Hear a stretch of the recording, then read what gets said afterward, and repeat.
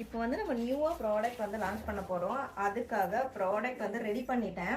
So என்னோட ஸ்டாஃப்க்கு கொடுத்து நான் அதை வந்து எப்படி இருக்குது அப்படின்ற கமெண்ட்ஸ் வந்து நான் பார்க்க போகிறேன். ஸோ தேவையான அளவுக்கு சாதமும் கொஞ்சமாக நம்ம ரெடி பண்ண பொடியும் போட்டாச்சு.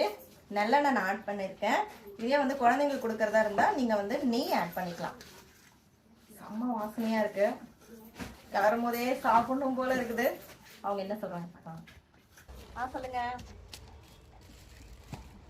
எல்லாம் சொல்லி கொடுப்பாங்க, ஆனால் நாங்கள் ஈவினிங் சொல்லி கொடுக்குறோம்.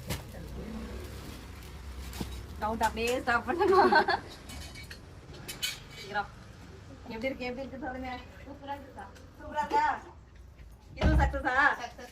எதுவுமே கரெக்ஷனே இல்லையா? கரெக்ஷன் இல்லைங்க. கரெக்டா இருக்கா? ராஜி வந்துட்டாக்கா. சீக்கிரமா வரலன்னா கிடைக்காது. இந்த ஆர்த்தி பொண்ணே வேணுக்கான்னு சாப்பிடுது. ராஜி வந்துரு.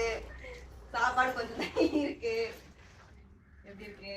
போனா வராது, போயிருக்குன்னா கிடைக்காது. ஐயோ டிஃப்ரெண்டா இருக்கா?